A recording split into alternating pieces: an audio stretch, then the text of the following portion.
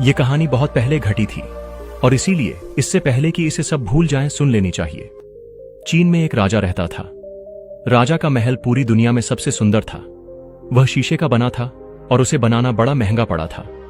वह इतना नाजुक था कि किसी भी चीज को छूने में डर लगता था और यह एक बड़ा मुश्किल काम था। बगीचे बहुत सुंदर फूलों से भरे थे। जो फूल सबसे ज्यादा सुंदर थे उनमें चांदी की घंटियां थीं जो बजती रहती थीं। कोई उन्हें देखे बिना निकल नहीं सकता था। राजा के बगीचे में हर चीज बड़ी चतुराई से बनाई गई थी। वह बगीचा इतना बड़ा था कि सबसे बड़ा माली भी यह नहीं जानता था कि वह कितना बड़ा है। चलते जाने पर आप एक सुंदर जंगल में पहुंच जाओगे जहां के ऊंचे ऊंचे पेड़ गहरे तालाबों में अपने को देखते रहते थे। जंगल समुद्र तक फैला हुआ था। समुद्र नीला और इतना गहरा था कि बड़ी नावें भी किनारे के इतने करीब आ सकती थीं कि उन पर पेड़ों की छाया पड़ती थी। यहां एक बुलबुल रहती थी जो इतना मीठा गाती थी कि वह मछुआरा जो रोज रात को वहां जाल डालने जाता था इसे सुनकर रुक जाता था और कहता था, हे भगवान, ये कितना सुंदर गाती है। पर वह ज्यादा देर नहीं सुन पाता था क्योंकि उसे काम करना होता था और जल्दी ही वह चिड़िया के बारे में भूल जाता था। पर अगली रात फिर जब वह उसकी आवाज सुनता था तो पहली रात की बात दोहराता था, हे भगवान, यह कितना सुंदर गाती है। पूरी दुनिया से यात्री राजा का महल और बगीचा देखने उसके शहर में आते थे, पर बुलबुल की आवाज सुनने के बाद कहते थे कि वही सबसे प्यारी है। अपने देश लौटने पर वे शहर, महल और बगीचे के बारे में लंबी ज्ञान भरी किताबें लिखते थे, पर बुलबुल को कभी नहीं भूलते थे। पहले अध्याय में ही उसके बारे में लिखा रहता था। जो कविता लिख सकते थे वे उसकी प्रशंसा में लंबी कविताएं लिखते थे कि कैसे गहरे नीले समुद्र के किनारे के जंगल में एक बुलबुल रहती थी। ये किताबें सारे संसार ने पढ़ी। एक किताब राजा को भी भेजी गई। उसने अपनी सोने की कुर्सी पर बैठकर पढ़ना शुरू किया। थोड़ी थोड़ी देर में वह सिर हिलाता जाता था क्योंकि उसे अपने शहर, अपने महल और बगीचे के बारे में पढ़कर बहुत खुशी हो रही थी। पर तभी उसने पढ़ा, पर बुलबुल का गाना सबसे ज्यादा प्यारा है। क्या? राजा बोला, बुलबुल? मैं तो उसे जानता भी नहीं, न मैंने उसके बारे में सुना है, और वह न सिर्फ मेरे राज्य में बल्कि मेरे बगीचे में रहती है। ऐसी बातें लोगों की किताबें पढ़ने पर ही पता चलती हैं। उसने अपने मुख्य दरबारी को बुलाया। वह बहुत भद्र था, यहां तक कि कोई उससे नीचे स्तर का आदमी भी अगर उससे बात करता या उससे कुछ पूछता था तो उसका जवाब सिर्फ जी होता था, और इसका कोई अर्थ नहीं होता। राजा ने पूछना शुरू किया, एक अजीब और मशहूर चिड़िया है जिसे बुलबुल कहते हैं। लोग सोचते हैं कि मेरे राज्य में वही सबसे बढ़िया चीज है। मैंने उसके बारे में क्यों नहीं सुना? दरबारी बोला, मैंने उसके बारे में कभी नहीं सुना, न उसे कभी दरबार में पेश किया गया है। राजा ने मांग की कि उसे आज शाम को आकर मेरे लिए गाना पड़ेगा। सारी दुनिया उसके बारे में जानती है, मैं ही नहीं जानता। दरबारी ने झुककर कहा, मैंने इसके बारे में पहले कभी नहीं सुना, पर मैं उसे ढूंढ कर लाऊंगा। पर यह कहना आसान था, करना मुश्किल। दरबारी पूरे महल की सीढ़ियों में ऊपर नीचे दौड़ता रहा, लंबे गलियारे में भागता रहा, पर जितने लोगों से पूछा कोई बुलबुल के बारे में कुछ नहीं जानता था। वह राजा के पास लौटा और बोला कि किताबें लिखने वालों की पूरी कहानी गप के अलावा कुछ नहीं है। महाराज, आपको हर लिखी बात पर विश्वास नहीं करना चाहिए। एक चीज की खोज और कलात्मक कल्पनाएं अलग होती हैं। यह कहानी है। राजा ने जवाब में कहा, जो किताब मैंने अभी पढ़ी है वह मुझे जापान के राजा ने भेजी है, इसलिए उसमें लिखी हर बात जरूर सच होगी। मैं आज रात को बुलबुल को सुनना चाहता हूं। अगर वह नहीं आएगी तो पूरे दरबारियों के पेटों पर भोजन के बाद मुक्के मारे जाएंगे। दरबारी बोला, सिंह पे। वह फिर सीढ़ियों पर ऊपर नीचे गलियारे में दौड़ने लगा। आधा दरबार उसके साथ दौड़ रहा था क्योंकि वे अपना पेट पिटवाना नहीं चाहते थे। वे सबसे बुलबुल के बारे में पूछ रहे थे जिसके बारे में सारी दुनिया जानती थी, पर दरबारी नहीं जानते थे। आखिर वे रसोई में पहुंचे। वहां एक गरीब लड़की बर्तन मांजती थी। वह बोली, ओह, मैं बुलबुल को जानती हूं। वह बहुत सुंदर गाती है। हर शाम को मैं समुद्र के किनारे रहती अपनी बीमार मां के लिए बचा हुआ खाना लेकर जाती हूं। वह जगह बहुत दूर है, इसलिए लौटते वक्त जंगल में आराम करती हूं और तब बुलबुल की आवाज सुनती हूं। मेरी आंखों में आंसू आ जाते हैं। ऐसा लगता है जैसे मेरो मां मुझे चूम रही है। दरबारी बोला, सुनो लड़की, मैं तुम्हें रसोई में पक्की नौकरी दिलवा दूंगा। साथ ही राजा को भोजन करते हुए देखने की आज्ञा भी। पर तुम्हें हमें बुलबुल तक पहुंचाना होगा और उसे आज रात को दरबार में बुलाना होगा। आधा दरबार जंगल में बुलबुल को ढूंढने गया। जब वे जा रहे थे तो एक गाय रंभाने लगी। वे लोग चिल्लाए, ओह, वह रही। छोटे से जानवर की आवाज कितनी ताकतवर है, हमने पहले भी सुनी है।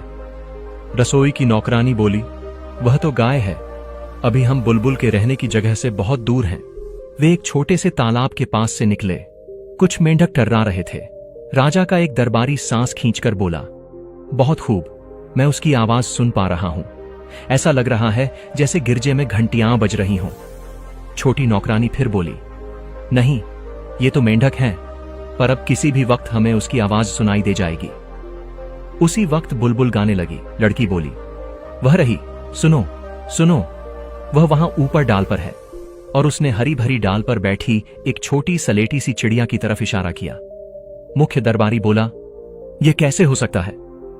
मैं सोच भी नहीं सकता था कि वह ऐसी होगी। यह तो बहुत मामूली है। कहीं एक साथ इतने ऊंचे लोगों को देखकर शर्म से उसका रंग तो नहीं उतर गया है? नौकरानी बोली, छोटी बुलबुल, हमारा राजा चाहता है कि तुम उसके लिए गाओ, खुशी से। बुलबुल ने जवाब दिया और जितना अच्छा गा सकती थी गाया। मुख्य दरबारी ने ठंडी सांस लेकर कहा, ऐसा लगता है जैसे कांच की घंटियां बज रही हैं। इसके छोटे से गले को देखो कैसे धड़क रहा है। कितनी अजीब बात है कि हमने पहले इसे सुना ही नहीं। दरबार में इसे बहुत पसंद किया जाएगा। बुलबुल ने पूछा, क्या मैं राजा के लिए और गीत गाऊं? उसने सोचा, राजा भी वहीं है। मुख्य दरबारी बोला, ओ सर्वोत्तम छोटी बुलबुल, मैं बड़ी खुशी से आज रात को तुम्हें राज दरबार में आने का न्योता देता हूं। चीन के राजा चाहते हैं कि तुम अपनी सुंदर कला से उन्हें मुग्ध करो। बुलबुल बोली, हरे भरे जंगलों में ही यह अच्छा लगता है। पर जब उसे पता चला कि राजा वहीं सुनना चाहते हैं तो वह उनके साथ महल तक गई। वहां हर कमरा चमकाया गया था। सैकड़ों सोने के लैंप चमकीली दीवारों और फर्श पर अपनी परछाई देख रहे थे। गलियारों में बहुत सुंदर फूल खड़े थे, ऐसे फूल जिनमें चांदी की घंटियां थीं। नौकरों के आने जाने से, दरवाजे खोलने और बंद करने से जो झोंके आ रहे थे, उनसे वे घंटियां ऐसे बजने लगती थीं कि किसी की कही बात सुनाई नहीं देती थी। एक बड़े कमरे में जहां राजा का सिंहासन रखा था, एक सोने की डंडी लगाई गई ताकि बुलबुल उस पर बैठ सके। पूरा दरबार वहां था और उस छोटी नौकरानी को, जिसे अब राजा की रसोई में ऊंची जगह दे दी गई थी, एक दरवाजे के पीछे खड़े होकर सुनने की इजाजत थी। सब अपने बढ़िया कपड़े पहने हुए थे और उस छोटी सी स्लेटी रंग की चिड़िया की तरफ देख रहे थे, जिसकी तरफ राजा भी देखकर सिर हिला रहा था। बुलबुल का गाना इतना मीठा था कि राजा की आंखों में आंसू आ गए। जब आंसू गालों पर बहने लगे तब वह पहले से भी सुंदर गाने लगी।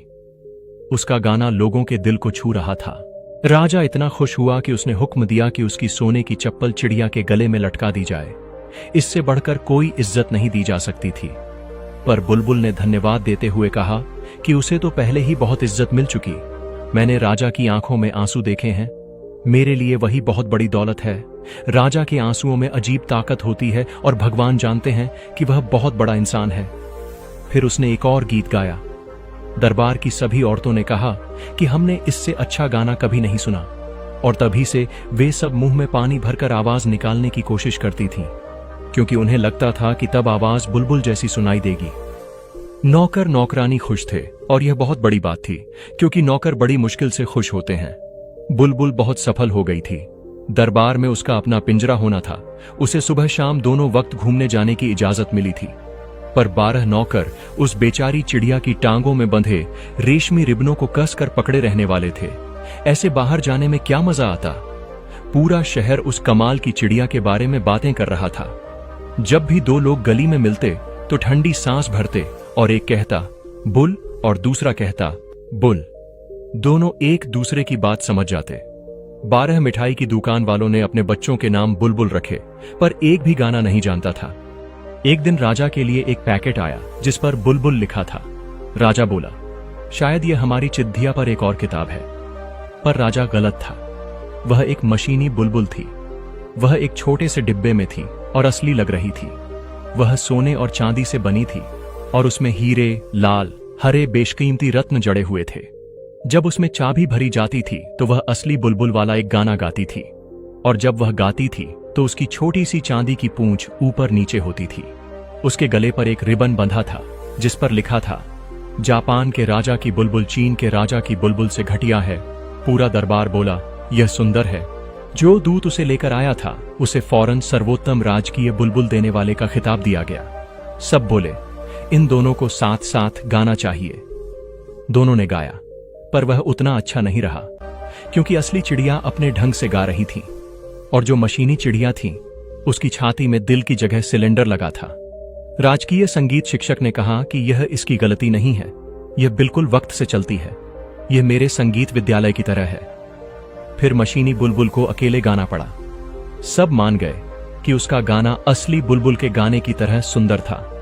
इसके अलावा नकली चिड़िया देखने में ज्यादा सुंदर थी, क्योंकि वह हीरे पन्ने माणिक से जड़ी थी और जड़ाऊ कंगन और पिन की तरह चमक रही थी। मशीनी बुलबुल ने 33 बार गाना गाया और फिर भी नहीं थकी। दरबारियों का मन था कि वह 34वीं बार गाए, लेकिन राजा को लगा कि अब असली बुलबुल को गाना चाहिए, पर वह थी कहां। किसी ने ध्यान भी नहीं दिया कि वह खुली खिड़की से उड़कर अपने प्यारे जंगल में चली गई थी। राजा ने गुस्से से कहा, इसका क्या मतलब है? और पूरा दरबार भी बुलबुल को दोष देते हुए कहने लगा कि वह कितनी कृतज्ञ है। फिर भी अच्छी चिड़िया तो मौजूद है, उन्होंने कहा, और मशीनी चिड़िया ने फिर एक बार गाना गाया। वही गाना था, क्योंकि वह दूसरा गाना तो जानती ही नहीं थी, पर वह बड़ा मुश्किल गाना था, इसलिए दरबारियों को अब भी याद नहीं हुआ था। राजकीय गाने के मास्टर ने चिड़िया की तारीफ करते हुए कहा कि वह असली चिड़िया से सिर्फ देखने में ही नहीं, बल्कि अंदर से भी बेहतर है। महाराज और लोगों, आप जानते ही हैं कि असली बुलबुल पर निर्भर नहीं किया जा सकता। उसका कुछ नहीं पता कि वह क्या गाने लगे, जबकि मशीनी बुलबुल का सब कुछ तय होता है। बस एक ही गाना तय है, दूसरा नहीं। इसके बारे में सब कुछ बताया जा सकता है। हम इसे खोल कर देख सकते हैं, इंसानी सोच की तारीफ कर सकते हैं जिसने इसमें गोल घूमने का यंत्र लगाया, फिर वापस वैसे ही बंद कर सकते हैं जैसा होना चाहिए। पूरा दरबार एक सुर में बोला, बिल्कुल, मैं भी यही सोच रहा था। फिर यह तय किया गया कि राजकीय संगीत शिक्षक आने वाले इतवार को लोगों को नई बुलबुल दिखाएंगे। राजा को लगा कि उन्हें भी चिड़िया की आवाज सुनने का मौका मिलना चाहिए। उन्होंने सुना और ऐसे खुश हुए जैसे ज्यादा चाय पी ली हो। सब कुछ चीनी था। उन्होंने अपनी उंगलियां आसमान की तरफ उठाते हुए कहा, ओह! पर जिन गरीब मछुआरों ने असली बुलबुल का गीत सुना हुआ था वे फुसफुसाए, यह चिड़िया के गीत की तरह सुंदर तो है, पर कोई कमी है जिसे मैं समझ नहीं पा रहा हूं। असली बुलबुल को देश निकाला दे दिया गया। मशीनी बुलबुल को राजा के पलंग के पास आराम करने के लिए रेशमी तकिया दिया गया। उसे जो तोहफे मिले थे उसके आसपास रख दिए गए। उनमें सोना और कीमती रत्न भी थे। उसे सर्वोच्च राजकीय रात की मेज के गायक का पद और बाईं ओर का पहला नंबर दिया गया। राजा का ख्याल था कि बाईं तरफ ज्यादा ऊंची है, क्योंकि उसी तरफ दिल होता है। यहां तक कि एक राजा का दिल भी उधर ही होता है। राजकीय संगीत शिक्षक ने 25 भागों में मशीनी बुलबुल पर एक किताब लिखी। वह सिर्फ लंबी और ज्ञान से भरी ही नहीं थी, बल्कि उसमें सबसे मुश्किल चीनी शब्द भी थे। इसलिए सबने उसे खरीद लिया और कहा कि पढ़ ली और समझ भी ली है, क्योंकि नहीं तो लोग सोचेंगे कि वे बेवकूफ हैं और फिर उनके पेट पर घूंसे मारे जाएंगे। 1 साल बीत गया। राजा, दरबार और चीन के सभी लोगों ने सर्वोच्च राजकीय रात की मेज के गायक का गाना याद कर लिया था, और यही कारण था कि उन्हें वह इतना अच्छा लगता था। वे खुद इसे गा सकते थे और गाते थे। गली के बच्चे भी गाते थे, जिजी जिज्जी, क्लक क्लक क्लक क्लक। राजा भी गाता था, ओह मजा आता था, मजा आता। पर एक शाम को राजा बिस्तर में लेटा हुआ सुन रहा था और चिड़िया बहुत बढ़िया गा रही थी कि तभी उसके अंदर आवाज हुई, क्लांग। वह टूट गई थी। सब पहिए घूम रहे थे और फिर चिड़िया चुप हो गई। राजा पलंग से कूदा, अपने डॉक्टर को बुलाया, पर वह कुछ नहीं कर सका। इसलिए राजा के घड़ी साज को बुलाया गया। उसने बड़ी मुश्किल से चिड़िया की मरम्मत की, पर उसने बताया कि सिलेंडर घिस गए हैं और नए नहीं लग सकते। चिड़िया को रिहाई देनी पड़ेगी, उसे इतनी बार नहीं चलाया जाना चाहिए। यह बहुत बड़ी दुर्घटना थी। अब सिर्फ साल में एक बार मशीनी चिड़िया को गाने दिया जाता था, और तब भी पूरा गाना गाने में उसे मुश्किल होती थी। पर राजकीय संगीत गुरु ने बड़े मुश्किल शब्दों में एक भाषण दिया और बताया कि चिड़िया पहले की तरह बिल्कुल ठीक थी, और थी भी। 5 साल बीत गए। एक बड़ी बदकिस्मती की बात हुई। सब बूढ़े राजा को बहुत प्यार करते थे, पर वह बीमार पड़ा। सब मान गए कि अब वह ठीक नहीं होगा। कहा गया कि नया राजा चुन लिया गया था। जब लोगों को सड़क पर मुख्य दरबारी मिलता तो वे राजा का हाल पूछते थे, पर वह सिर हिलाकर सिर्फ एक शब्द कहता था, पी। राजा अपने सोने के पलंग पर पीला और निर्जीव सा पड़ा था। सारे दरबारी सोच रहे थे कि वह मर ही गया था और वे नए राजा के पास जाने और उसको इज्जत देने में लग गए।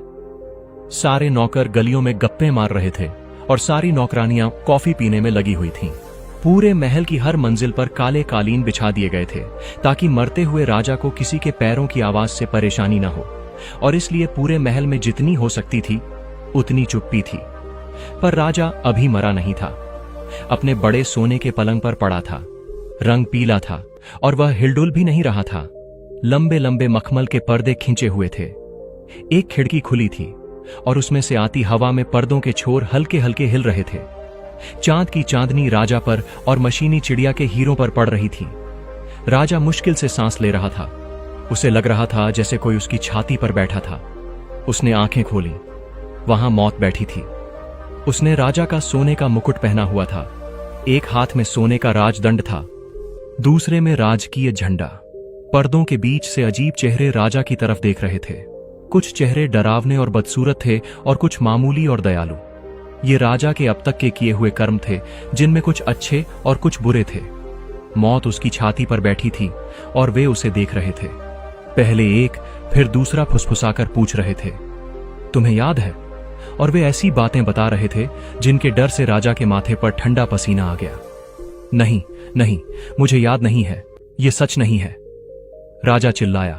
वह विनती करने लगा, संगीत संगीत, चीनी घंटा बजाओ जिससे मुझे इनकी बातें सुनाई न दे।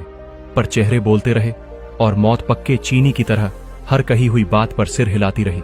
राजा ने कहा, ओ सोने की चिड़िया, गाओ गाओ, मैंने तुम्हें अपने हाथों से सोना और अमूल्य रत्न दिए थे और अपना सुनहरी स्लीपर तुम्हारे गले में लटकाया था। गाओ, कृपा कर गाओ। पर मशीनी चिड़िया वैसी ही चुप खड़ी रही, क्योंकि उसमें चाबी भरने वाला कोई नहीं था और ऐसे में वह कैसे गा सकती थी। मौत खोपड़ी के खोखले छेदों में से राजा को घूरती रही। महल में डरावना सन्नाटा था। सहसा एक सुंदर गीत ने सन्नाटा तोड़ दिया। वह बुलबुल थी जिसने राजा की बीमारी और परेशानी की बात सुनी थी। वह उसकी खिड़की के बाहर एक डाल पर बैठकर गा रही थी, जिससे राजा को आराम और उम्मीद मिले। जैसे जैसे वह गा रही थी, पर्दों से झांकते चेहरे गायब होने लगे।